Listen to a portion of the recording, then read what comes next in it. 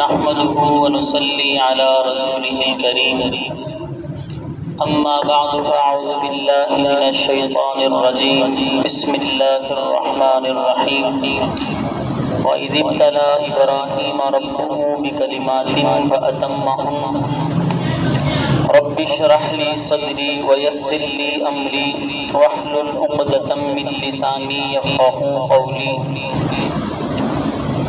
میرے محترم دوستو، عزیز ساتھیوں، پچھلے جمعے حضرت ابراہیم علیہ السلام پر آنے والے امتحانات کا تذکرہ تھا۔ کوشش ہے کہ اس جمعہ انشاءاللہ العزیز حضرت ابراہیم علیہ السلام پر جو امتحانات آئے ان سے ہمیں کیا سبق ملتا ہے، حضرت ابراہیم علیہ السلام کے جو واقعات اللہ رب العزت نے قرآن پاک میں بیان کیے ان سے ہمیں کیا سیکھنے کو ملتا ہے۔ حضرت ابراہیم علیہ السلام اللہ کے پیغمبر ہیں اور ان کے جو والد ہیں آزر، ان کی قوم تو بت پرست ہے، لیکن ان کے جو والد ہیں وہ خالی بت پرست نہیں، بت فروش بھی ہیں، پتھر کی پوجا کرنے والے ہی خالی نہیں بلکہ پتھروں کو تراشتے، بت بناتے اور بیچا کرتے۔ تو حضرت ابراہیم علیہ السلام کی زندگی توحیدانہ تھی، موحدانہ تھی۔ حضرت ابراہیم علیہ السلام نے اپنے والد کو سمجھایا، یا ابتی، اے میرے والد، یہ نہ تمہیں نفع دے سکتے ہیں نہ تمہیں یہ نقصان دے سکتے ہیں، یہ کسی چیز کے مالک نہیں ہیں۔ حضرت ابراہیم علیہ السلام اپنے والد کو سمجھاتے ہیں، اتنا سمجھایا کہ ان کے والد نے ہٹ درمی شروع کر دی۔ سمجھنے کے بجائے اپنے بیٹے سے کہا، لَئِن لَّمْ تَنْتَهِ، اگر تو باز نہ آیا، لَأَرْجُمَنَّكَ، میں پتھر ماروں گا، رجم کروں گا، سنسار کروں گا تجھے، وَاهْجُرْنِي مَلِيًّا، میرا گھر چھوڑ دے۔ حضرت ابراہیم علیہ السلام نے اللہ کی توحید کے لیے اپنے گھر کو چھوڑا۔ حضرت ابراہیم علیہ السلام نے اس دوران کبھی اپنے والد والدہ ان کی نافرمانی نہیں۔ ایک سبق تو یہ حاصل ہوتا ہے کہ حضرت ابراہیم علیہ السلام کی زندگی سے جو ہمیں ملتا ہے کہ والدین اگرچہ کافر ہی کیوں نہ ہوں،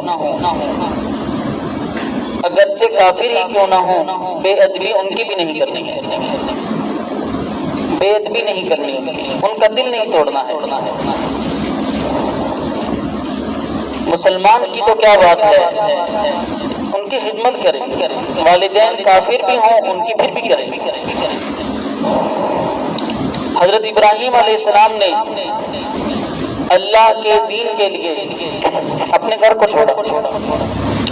آج ہم اگر کسی سے کہیں اللہ کے دین کے لیے گھروں کو چھوڑ دو، 100 بہانے ہیں، لیکن حضرت ابراہیم جن کا سارا آسرا ان کے والد تھے، اللہ کے دین کے لیے اپنے گھر کو چھوڑ دیا۔ حضرت ابراہیم علیہ السلام کے اوپر وقت آتا ہے، دوسرا امتحان ان کے اوپر یہ آیا، حکومت وقت سے ٹکر لی ہے، مناظرہ طے ہوا ہے۔ بادشاہ وقت ہے، نمرود اس کا نام ہے، کرتا یہ ہے کہ لوگوں کی زمینوں پہ اس نے قبضہ کر رکھا ہے اور سارے لوگ دن بھر اس کی فصلوں میں کام کیا کرتے ہیں، رات کو انہیں کھانے پینے کے لیے آٹا گندم وغیرہ دے دیا کرتا ہے، اور اس کا ٹیکس یہ تھا کہ اسے سجدہ کرنا ہے۔ نمرود اپنے آپ کو سجدہ کرواتا تھا، جو سجدہ کرتا تھا اسی کو کھانے کو ملتا۔ حضرت ابراہیم علیہ السلام نمرود کے دربار میں ہیں،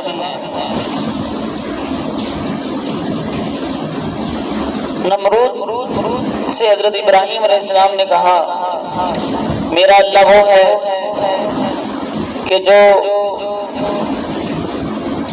جو زندے کو مردے کو زندہ کر دیتا ہے، زندے سے مردہ کو پیدا کرتا ہے، مردے سے زندہ کو پیدا کر دیتا ہے، زندگی دیتا ہے، موت دیتا ہے۔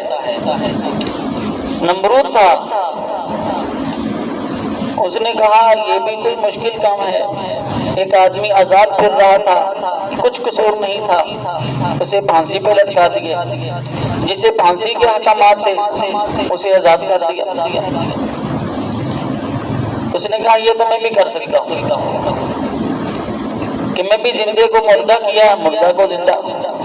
حضرت حضرت کہ اس کی یہ دلیل کوئی دلیل تھی نہیں۔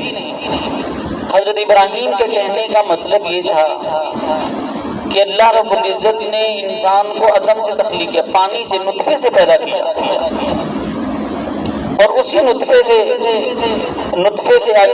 انسان سے پھر نطفے کو پیدا کیا کہ زندہ سے مردہ اور مردہ سے زندہ اللہ کرتا ہے۔ جب حضرت ابراہیم کو اندازہ ہوا کہ یہ تو میری دلیل نہیں سمجھتا، تو حضرت ابراہیم علیہ السلام نے بہت واضح دلیل دی۔ میرا اللہ تو وہ ہے جو سورج کو مشرق سے نکالتا ہے، مغرب میں غروب کرتا ہے۔ قرآن پاک میں ہے فَبُهِتَ الَّذِي كَفَرَ، کفر سارے کا سارا لاجواب ہو گیا، اب اس سے دلیل بن نہیں پا رہی۔ تو حضرت ابراہیم علیہ السلام اللہ کے دین کے لیے گھر کو چھوڑا ہے، اللہ کے دین کے لیے اگر حکومت وقت سے بھی ٹکرانا پڑے تو ٹکرانے سے گریز نہیں کرنا ہے، کلمہ حق کہنے سے پیچھے نہیں ہٹنا ہے۔ یہ حضرت ابراہیم علیہ السلام کی زندگی سے ہمیں، ان کے امتحانات سے ہمیں سبق ملتا ہے۔ حضرت ابراہیم ہیں، قوم والوں کو سمجھاتے ہیں بت پرستی چھوڑ دو، ایک اللہ پہ ایمان رکھو، ایک اللہ کو مانو۔ قوم والوں نے کہا کہ آج تو میلہ لگے گا، سارے قوم والے میلے پہ گئے ہیں۔ حضرت ابراہیم سے بھی کہتے ہیں آپ بھی ہمارے ساتھ میلے پہ چلو۔ حضرت ابراہیم نے کہا میں نہیں چل سکتا۔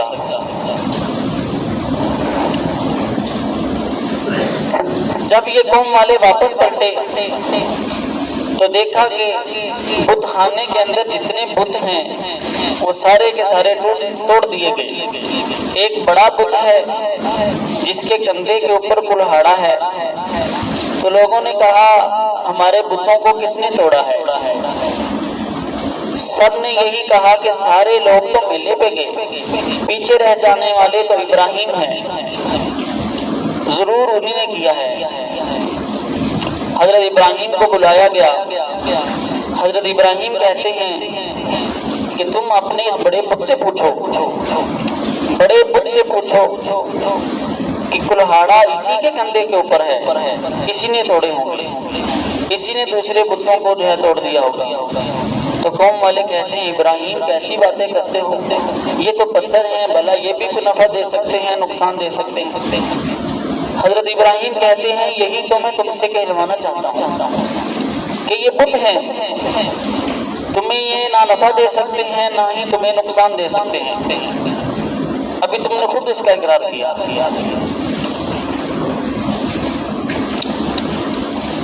انہوں نے کہا، بادشاہ وقت نے، لوگوں نے کہا ابراہیم ہماری بات نہیں مانتا، ہمارے بتوں کو اس نے توڑا ہے، توہین کی ہے۔ اب ابراہیم کو آگ کے اندر ڈالنے کا فیصلہ قوم والوں نے کیا، بادشاہ وقت نے کیا۔ حضرت ابراہیم علیہ السلام کے لیے آگ جلائی گئی۔ حضرت ابراہیم پر پہلا امتحان گھر سے نکالے گئے، دوسرا امتحان بادشاہ وقت سے مناظرہ کیا، تیسرا یہ کہ بتوں کو توڑا۔ اب چوتھا امتحان شروع ہوتا ہے۔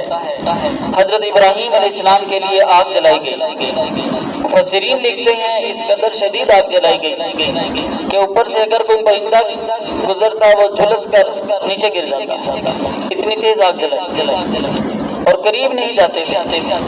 حضرت ابراہیم علیہ السلام کو ایک جھولے کے اندر ڈالا اور دھکا دیا حضرت ابراہیم کو آگ کے اندر۔ اب حضرت ابراہیم ان کو آگ میں ڈالنے سے پہلے فرشتے آئے ہیں، حضرت جبریل آئے، حضرت میکائیل آئے، حضرت اسرائیل آئے، یہ سب آئے، سب نے اپنے اپنے طور پر مدد کی درخواست، ابراہیم ہم تیری مدد کرتے ہیں۔ حضرت ابراہیم کہتے ہیں تمہیں کس نے بھیجا ہے؟ اللہ نے اپنی مرضی، کہتے ہیں اپنی مرضی، اللہ نے بھیجا ہے۔ تو ابراہیم کہتے ہیں جس اللہ نے تمہیں بھیجا ہے وہ میرے دل کے حال کو تم سے بہتر جانتا ہے۔ اب حضرت ابراہیم اللہ کے نبی ہیں، غیر اللہ سے مدد نہیں مانگی ہے، مدد مانگی ہے تو صرف اللہ سے ہی مانگی ہے۔ پھر جب یقین حضرت ابراہیم کو جتنا تھا اللہ نے اسی کے مطابق مدد بھیجی۔ اب حضرت ابراہیم کو یقین تو اللہ کی ذات پہ ہی تھا۔ اب حضرت ابراہیم آگ کے اندر گئے ہیں، اللہ رب العزت نے اپنی مدد کیسے بھیجی؟ اللہ نے براہ راست آگ کو خطاب کیا، اور اس درمیان کوئی واسطہ نہیں ہے۔ آگ کے اندر تو شعور نہیں، اس کے اندر کچھ عقل نہیں، لیکن اللہ کیا کہتے ہیں؟ حکم دیتے ہیں آگ کو، یا نار کونی بردن وسلاما علی ابراہیم، اے آگ تو ٹھنڈی ہو جا، سلامتی والی ہو جا میرے ابراہیم خلیل پر، میرے ابراہیم پر۔ اللہ نے دو جملے فرمائے، ٹھنڈی ہو جا، سلامتی والی ہو جا۔ ٹھنڈی حکم خالی ٹھنڈی کا آتا، ممکن تھا حضرت ابراہیم کے لیے وہ آگ اتنی ٹھنڈی ہوتی حضرت ابراہیم کو ٹھنڈک محسوس ہو یا ٹھنڈ لگنے لگ پڑے، سردی محسوس ہو، لیکن اللہ فرماتے ہیں سلامت، سلامتی والی ہو جا، میرے ابراہیم کو کوئی پریشانی نہ ہو۔ اب یہ آگ کو اللہ نے خطاب کیا، براہ راست کیا، اس درمیان حضرت جبریل کا واسطہ بھی نہیں۔ حضرت ابراہیم علیہ السلام کی زندگی سے سبق ملتا ہے کہ اللہ رب العزت بندے کو آزماتے ہیں، اس کا امتحان سے گزارتے ہیں، امتحان نہیں لیتے ہیں۔ اب حضرت ابراہیم کو اللہ رب العزت نے آگ کے اندر تو بھیجا، آزما لیا، لیکن حضرت ابراہیم کو جلنے نہیں دیا ہے۔ حضرت ابراہیم کی ہاتھ کی جو رسیاں ہیں، جسے پاک کے اندر آتا ہے، وہ تو جلی ہیں، پاؤں کی رسیاں ہیں وہ تو جلی ہیں، لیکن حضرت ابراہیم کو آگ نے کچھ نہیں کہا ہے۔ تو اللہ رب العزت بندے سے آزمائش اور امتحان یہ اسے آزماتے ہیں، لیکن مکمل اس کا امتحان لیتے ہیں، اسے تکلیف نہیں دیتے ہیں، پریشان نہیں رکھتے ہیں، اللہ اسے کامیاب کرتے ہیں اگر اس کا یقین اللہ پر ہو۔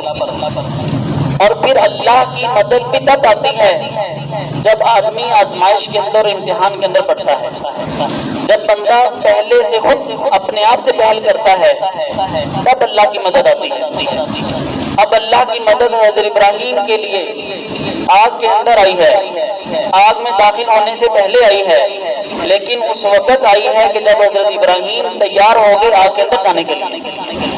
آگ کے اندر آتش نمرود میں کودنے کے لیے جب حضرت ابراہیم تیار ہوئے تب اللہ کی مدد آئی، کہ پہل بندے کی طرف سے ہوتی ہے پھر اللہ کی مدد آتی ہے۔ یہ حضرت ابراہیم کی زندگی میں جو آگ کے اندر ڈالے گئے، یہاں سے یہ سبق ملتا ہے کہ پہل آدمی کی طرف سے ہو تو پھر اللہ کی مدد آتی ہے، یقین اللہ پر کامل ہو تو پھر اللہ کی مدد آتی ہے۔ آج ہم ہیں، ہماری ترتیب الٹی ہے، ہم یہ سوچتے ہیں کہ پہلے اللہ کی مدد آئے گی پھر ہم کوئی نماز پڑھنا چلیں گے، پہلے کوئی اللہ کی مدد آئے گی پھر ہم جو ہے سخی بنیں گے۔ حتیٰ کہ یہ مقصود نہیں، مقصود تو آدمی کے اوپر امتحان ہے، اللہ آزماتے ہیں۔ اب ایک طرف دکان ہے، ملازمت ہے، ایک طرف مؤذن کی اللہ اکبر کی صدا ہے اور اللہ کا منادی اذان دے رہا ہے، کیا کہتا ہے؟ اللہ اکبر، اللہ اکبر، اللہ بڑے ہیں، ہر چیز سے بڑے ہیں، نہ تیری ملازمت بڑی ہے، نہ تیرا کاروبار بڑا ہے، نہ تیری دکان بڑی ہے، بڑے کون ہیں؟ اللہ بڑے ہیں۔ اب یہ وقت آدمی کے اوپر آزمائش کا ہے، امتحان کا ہے۔ اب اللہ دیکھتے ہیں کہ اب یہ دکان بند کرتا ہے یا میری طرف آتا ہے یا یہ ملازمت کے اندر رہتا ہے یا میری موزن کی صدا کی طرف لپکتا ہے، یہ آزمائش کا وقت ہے، یہ امتحان کا وقت ہوتا ہے آدمی کے اوپر۔ ہمارا یہ خیال ہوتا ہے کہ پہلے کوئی گاہک نہ آئے، ہم مکمل طور پر فارغ ہو جائیں، پھر جو ہے مسجد کو جائیں گے۔ اللہ بندے سے یہ مقصود ہی نہیں رکھتے۔ اللہ یہ چاہتے ہیں کہ گاہک اس کے دروازے پہ کھڑا ہے، اب اللہ یہ چاہتے ہیں کہ یہ گاہک کو ٹھکرائے اور میرا بندہ میری طرف لوٹ کر آئے، پھر اللہ کی مدد آتی ہے۔ حضرت ابراہیم کی زندگی سے جو آپ کے اندر ڈالے گے یہی سبق حاصل ہوتا ہے کہ بندہ پہلے خود پہل کرے، پھر اللہ کی مدد آتی ہے۔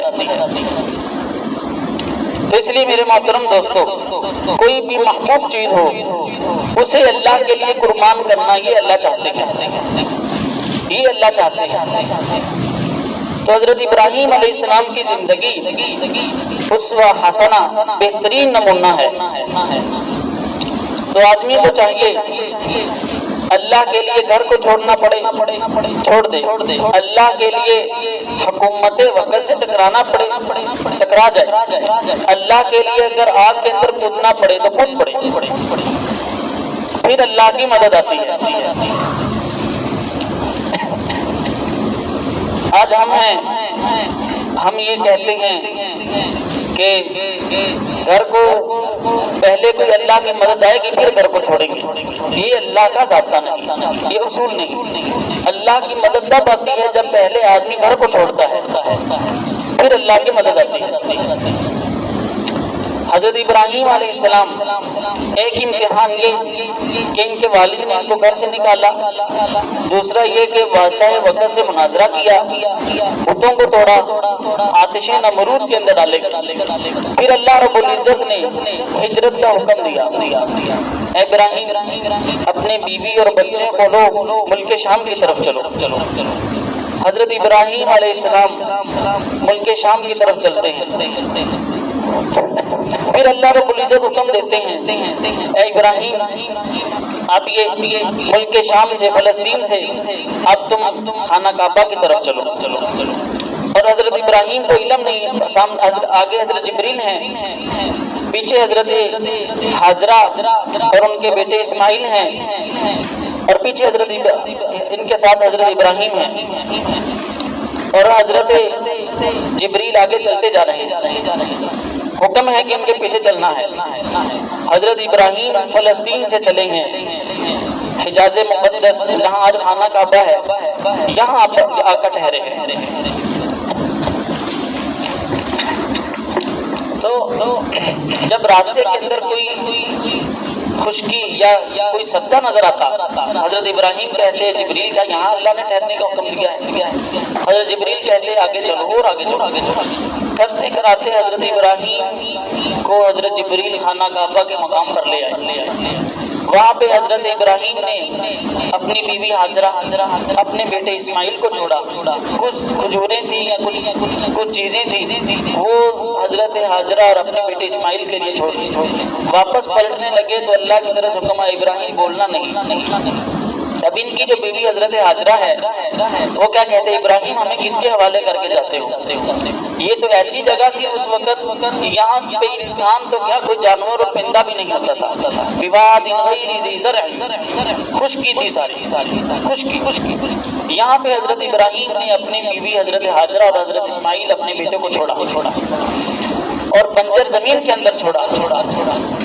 اور پھر جب حضرت حاجرہ نے پوچھا ابراہیم ہمیں کن کے حوالے کر کے جاتے ہو، تو حضرت ابراہیم نے اپنی بولنے کا حکم تو نہیں تھا، آنکھوں سے اشارہ کیا کہ اللہ کے حوالے کر کے جاتا ہوں۔ پھر ان کی بیوی تو بڑی متوکل تھی، نیک تھی، اور کیا کہنے لگی اگر اللہ کے حوالے کر کے جاتے ہو تو وہ اللہ ہمیں کبھی ضائع نہیں کریں گے۔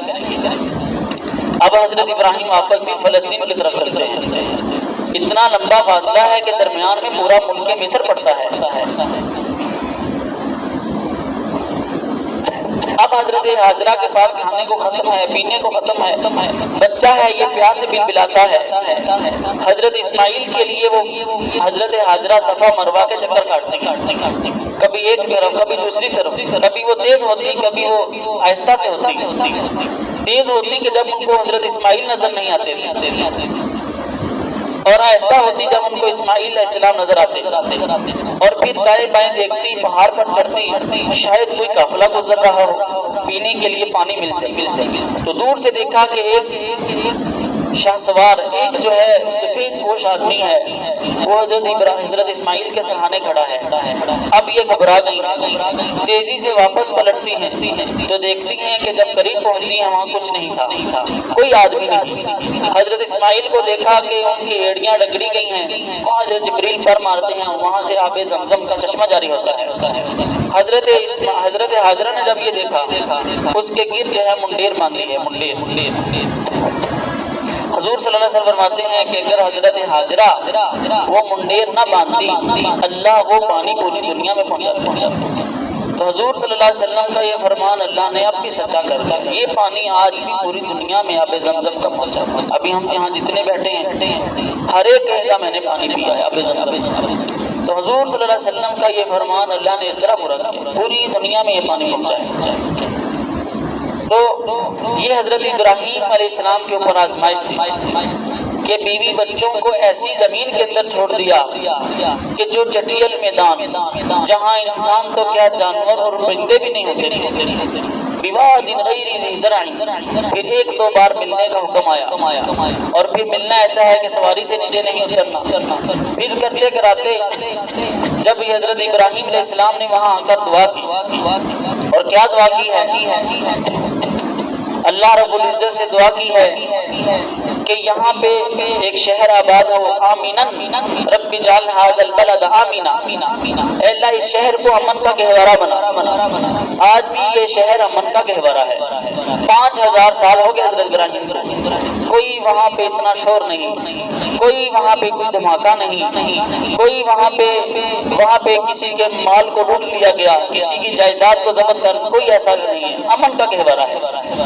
وہاں پہ اللہ نے حرم رکھے، حرم، وہاں پہ تو جانور کا شکار بھی نہیں کر سکتا، وہاں پہ تو آدمی مکھی اور مچھر نہیں مار سکتا ہے، دم لازم آتا ہے، وہاں اللہ نے ایسا امن کا شہر رکھا ہے۔ اور پھر کیا فرمایا؟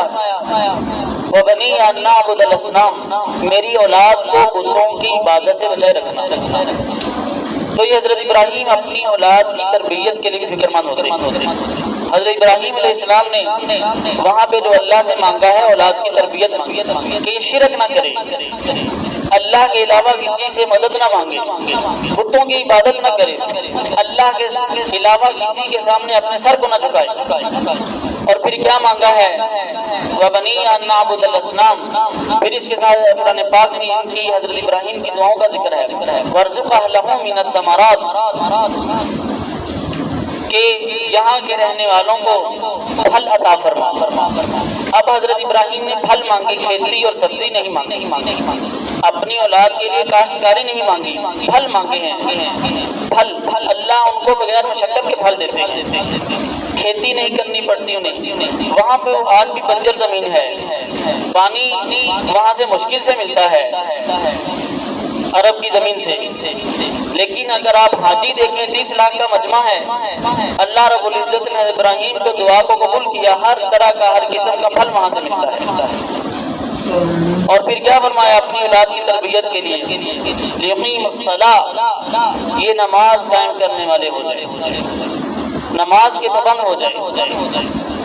تو یہ اولاد کے بارے میں رزق مانگا اللہ سے، اور شہر کو امن کا گہوارہ بنانے کے لیے اللہ سے دعا کی، اور اولاد کی تربیت کے لیے اول چیز جو مانگی ہے وہ نماز ہے۔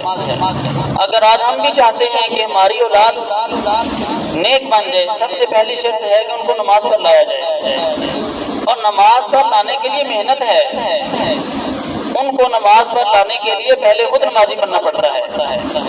ایسا نہیں ہوتا باپ بے نمازی ہے اولاد نمازی نکل ہے، بہت کم ہے۔ اپنی اولاد کو اگر بندہ نمازی بنانا چاہتا ہے تو ان کا ہاتھ پکڑ کر انہیں مسجد میں لائے، پھر یہ اولاد نمازی بنتی ہے۔